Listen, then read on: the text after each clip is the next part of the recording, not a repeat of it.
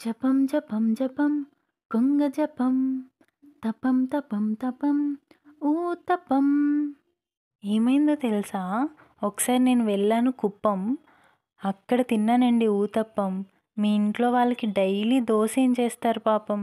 ఈ రెసిపీ చూసి మీరు కూడా చేసేయండి ఊతప్పం. ఏంటి మీ ఇంట్లో దోశ పిండి అయిపోయిందా? ఇడ్లీ పిండి కూడా లేదా? అయ్యో, మరేం పర్లేదు. రవ్వతో టేస్టీగా ఊతప్పం ఎలా చేయాలో చెప్తాను, ఓకేనా?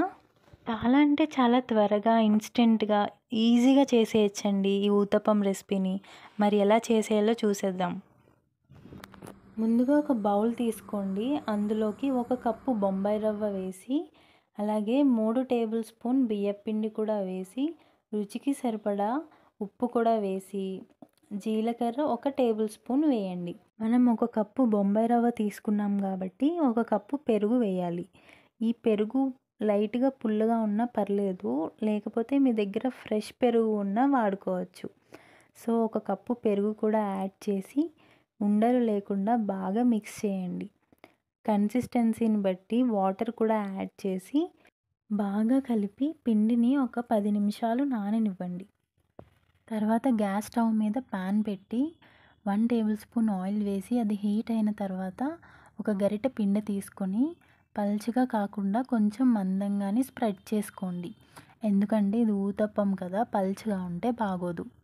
ఇలా పిండిని మందంగా స్ప్రెడ్ చేసిన తర్వాత తరిగి పెట్టుకున్న ఉల్లిపాయ, పచ్చిమిర్చి, క్యాప్సికమ్, క్యారెట్ ఈ మిశ్రమాన్ని దానిపైన వేసి మూత పెట్టి ఒక 10 నిమిషాలు సిమ్లోనే ఉడకనివ్వండి. అంతేనండి. చివరిగా అంచుల వెంట నూనె వేసి మరోవైపుకు తిప్పి 2 నిమిషాలు ఉంచారంటే ఎంతో ఈజీగా, క్విక్గా, ఇన్స్టెంట్గా చేసుకునే బ్రేక్ఫాస్ట్ రెసిపీ రెడీ అయిపోతుంది.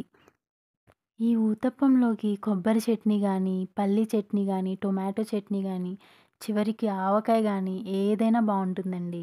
సో మీరు కూడా ట్రై చేసేయండి. వీడియోని లైక్ చేయడం మాత్రం మర్చిపోకండి. మరిన్ని వీడియోస్ కోసం మన ఛానల్ని సబ్స్క్రైబ్ చేసుకోండి.